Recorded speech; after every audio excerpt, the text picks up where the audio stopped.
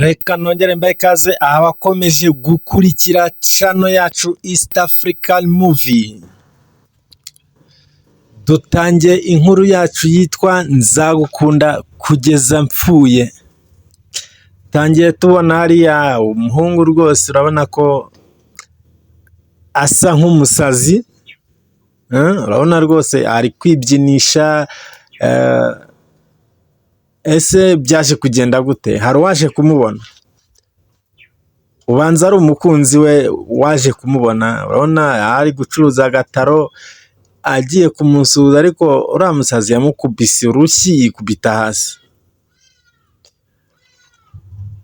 Haje abari bari gucuruza imyenda nibo bakijije uriya mukobwa, ariko umukobwa yakomeje gutabaza avuga mumfashe mumfashe mumfashe. Umuhungu baramutambikanye kuko babonaga ari kurwana byakomeye.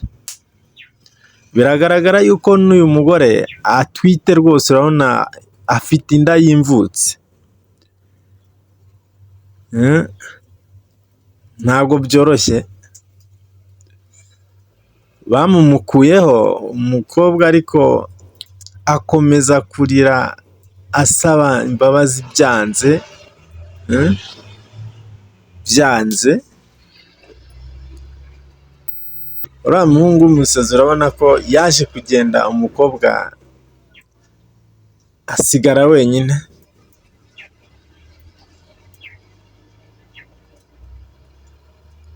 Yasigaye wenyine. Ntabwo byoroshye. Urabona hari abaje babaza habaye iki, bababwira ko umukubise amaze kugenda.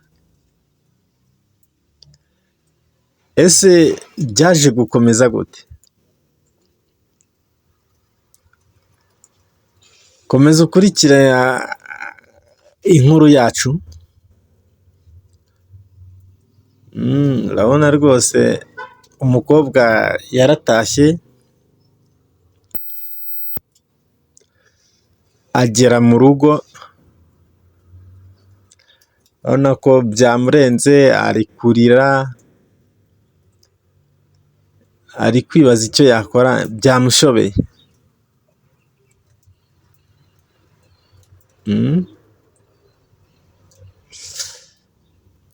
Akiri aho yaje kwibuka ubuzima babagamo n'uriya mukunzi wiwe mbere yuko ahinduka umusazi.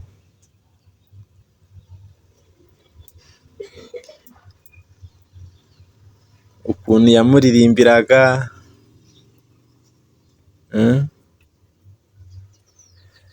Urabona ko rwose mu rugo babaga bishimye baseka, ariko uyu munsi urabona ko ari amarira gusa.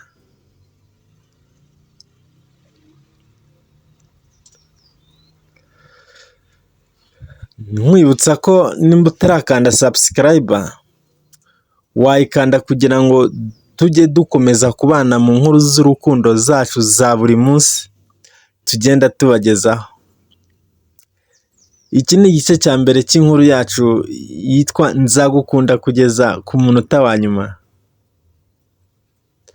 Nimba rwose ufite umuntu ukunda, mukunde by'ukuri, kuko nureba iyi nkuru kugeza irangiye uzajya uha agaciro umukunzi wawe.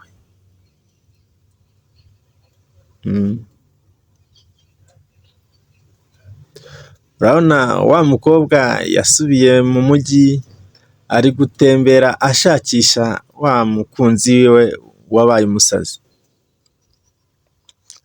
Arakomeza kuzenguruka ahantu hose, azenguruka agenda areba, ariko ntamubona. Arazenguruka abaza abantu bose, areba hirya no hino, arebe ko yapfa kumubona, ariko kugeza na n'ubu ntaramubona. hari aho yageze yari amaze kuruha,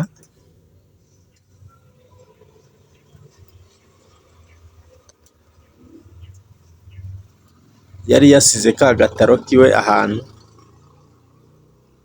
kugira ngo naza akomeze kuzenguruka muri kwa gushaka ukuntu yabaho.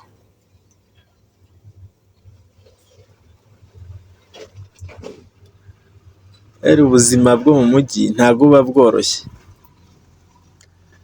ariko uzenguruka yaje kubona wa mukunzi wiwe, amubona rwose yicaye ari kwirira ibiryo byo ku muhanda byo bataye mu ngarani, yari afite n'amazi ariko ese byaje gukomeza gute? Komeza ukurikire umenye ukuntu byakomeje n'ukuntu biza kurangira. Urabona rwose umukobwa wacu nubwo uyu muhungu yaje gusara ariko yaramukundaga cyane.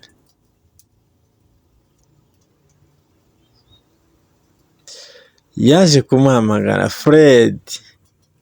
Fred, ndi hano ku bwawe, ndagukunda ni ukuri.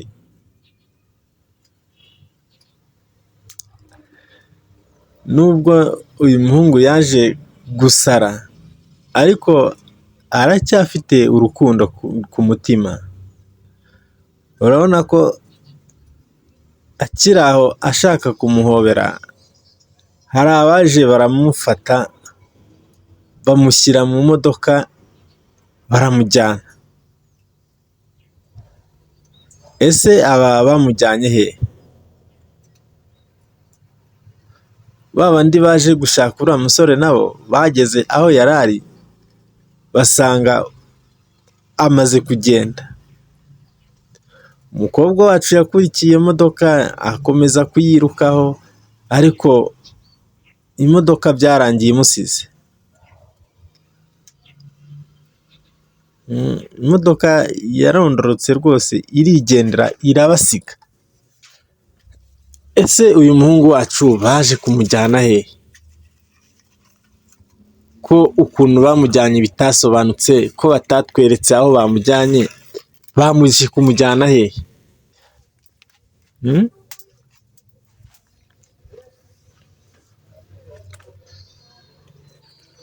Tukiri aho urabona ko wa mukobwa yagiye kwa muganga, ari kubaza ukuntu umurwayi we ameze. Hari amafaranga bamuciye yo kugira bavure uriya muhungu, niyo yari azanye. Yayahereje muganga, baramubwira ngo subira mu rugo uzagaruka.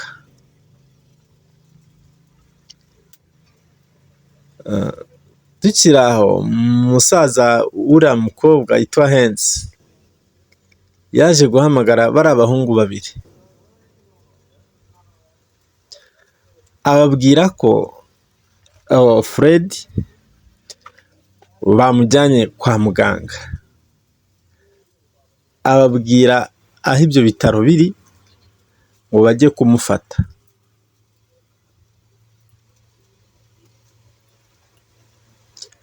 Ese baje kujyayo byaje gukomeza gute?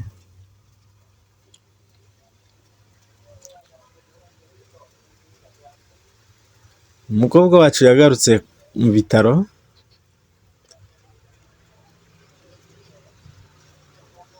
ari gusaba ko yabonana n'umukunzi we ariko abaganga babyanze, bakomeza kumubwira tegereza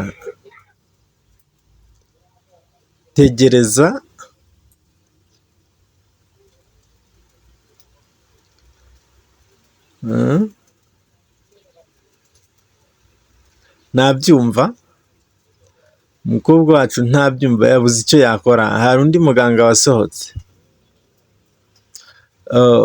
Umeze neza? Nari nje kureba umugabo wanjye, ameze ute? Muganga nawe yamubwiye amuhumuriza, ameze neza, arasa neza rwose, nta kibazo, ari gukira.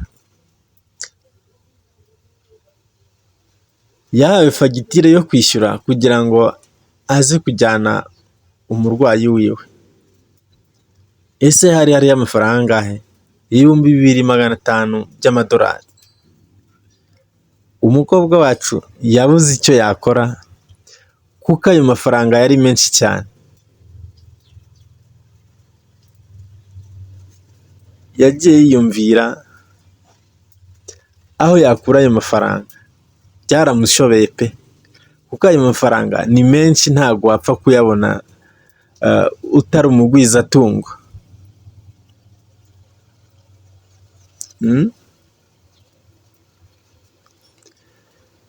Urabona rwose arazamuka atabyumva, atumva icyo yakora, byamushobeye. Yageze mu rugo,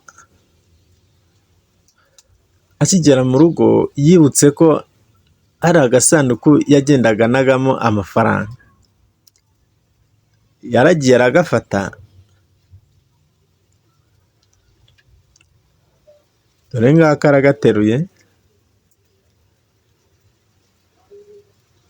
arakamena, akuramo amafaranga, arebe ko hari icyo yaza kumufasha kugira ngo abashe kujya kwishyura ibitaro umukunzi wiwe batahana. Urabona yabanje gusenga, amaze gusenga niko kugafata aragashwanya gusa.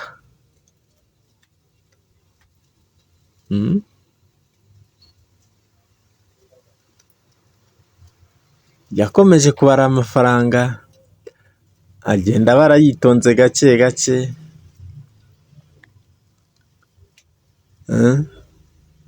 Urabona rwose yagerageje gushakisha, ariko ntago azi aho arayakura. Urabona akiri mu nzira, inda yiwe imaze kuba nkuru, itangiye kumuzengereza, ntabyumva. Yasubiye kwa muganga, agenda ajyanye ya mafaranga.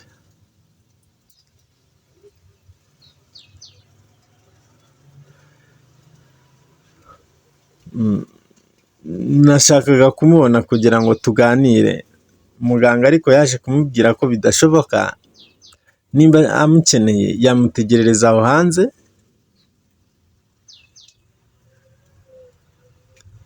kuko kwinjira ntabwo byemewe. Yaje gukenguza, akajya areba hirya no hino, biramushobera, ariko kuko ntacyo yari gukora, yaratuje. None rwose aragenda, nta mbaraga afite, inda nayo ntimworoheye. Umukobwa wacu yahuye n'ibibazo rwose bitoroshye. Ese wowe ari nkawe, ibibazo bikubayeho, umukunzi wawe wamusiga, wamuvuza, wakora iki? Tubwire muri komenti. Urabona rwose yanze kuhava, akomeza kwicara hariya agitegereje ko yabasha kubonana n'umukunzi we. Yaje kwibuka ubuzima babagamo, ukuntu babaga bishimye bari ku buriri baganira. Urabona ko rwose ni famiye yari imeze neza, iri mu mahoro, iri mu mutuzo, nta kugongana ku magambo.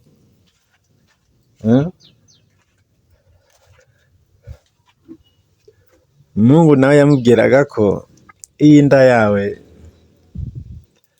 nzagufasha,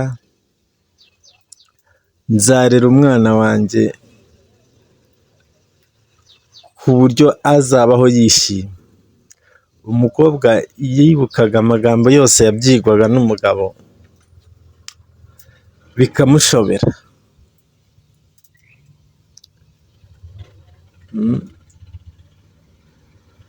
Urabona ko rwose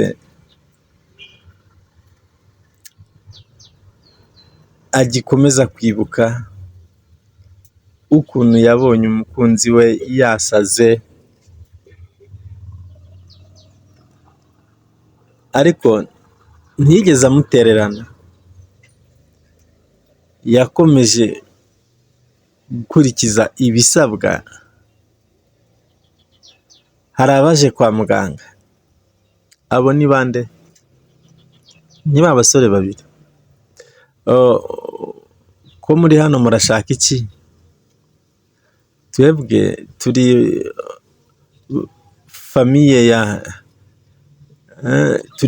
ya Fred urwariye hano. Muri famiye yiwe? Turashaka kumubona. Okay. Ubu ntabwo byashoboka, nta muntu wemerewe kumubona. Muganga yarabahakaniye ariko banga kuva ku izima. Urabona ko bakomeje kuguma hariya ku bitaro, umwe akomeza gukenguza areba ko yabasha kwinjira, ariko ntibyamuhira.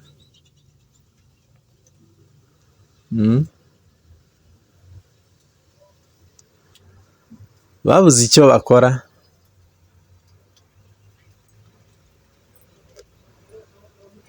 baje kugenda. Tukiri aho turabona wa mukobwa wacu yari aryamye mu nzu, urabona ko yari aryamye ari wenyine akomeza kurira. Urabona ko ubuzima bwo kubaho wenyine ntabwo yari abumenyereye rwose.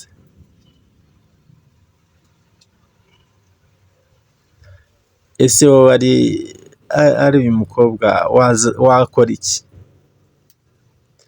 Wamusiga?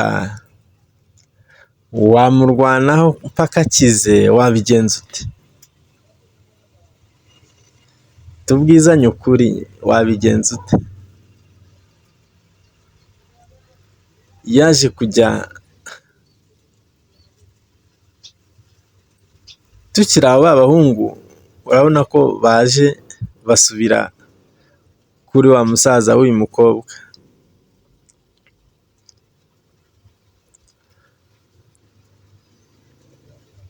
Umukobwa wacu yasubiye kwa muganga ajya kubaza umukunzi we bimeze bite, ariko baje kumubwira ko hari abantu baje babiri bakamufata, akababwira, ariko we yababwiye ko abo bantu atabazi, nta nubwo azi aho baturutse. Ese byaje kugenda gute? Kubona atazi n'aho baturutse, byaje kugenda gute kugira ngo baze bafate umukunzi we bamujyane?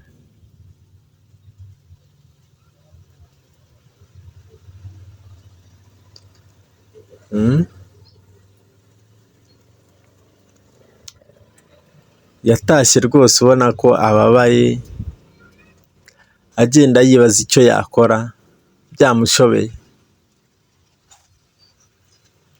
Akiri mu muhanda yahamagaye musaza wiwe.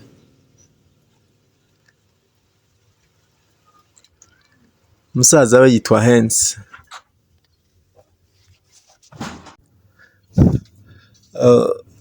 Mvuye kwa muganga bambwira ko hari abantu babiri baje bagatwara umugabo wanjye Fred. Bambwira ko abo bantu ari abo mu muryango, ariko ntabwo mbizi uko byagenze.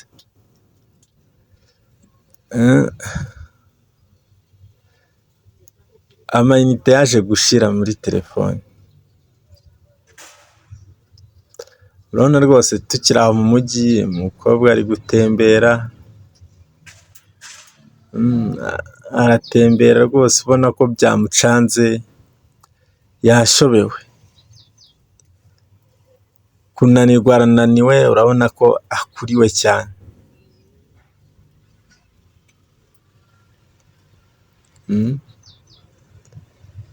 Arakuriwe rwose, akiri aho agitembera yaje kugera ahantu ananiwe aricara. Yaje kwicara ahantu ariyumvira, yibaza icyo yakora byamushobeye, ariko yaje guhaguruka abwira abari bamuhaye agatebe, mwakoze. Urabona rwose buri muntu wese ari kumureba,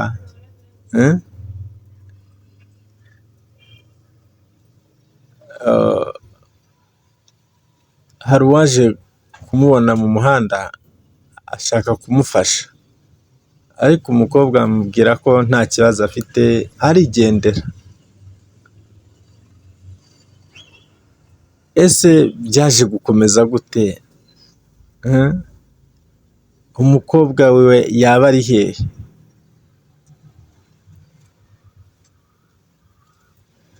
Urabona ba bantu baje guhamagara uyu mukobwa, baramuhamagaye bamubwira ko ari bo bafite Fred. Baje kumusaba amafaranga ariko kugira bamumwereke.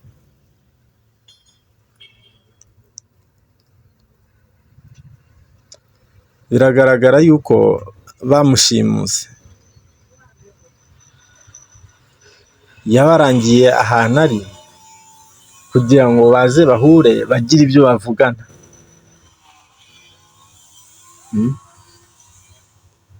Urabona wa muhungu wacu dore nguwo,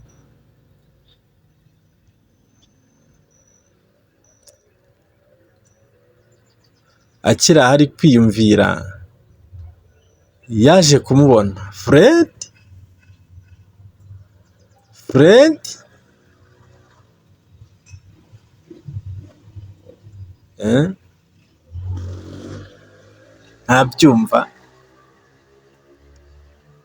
ntabyumva rwose.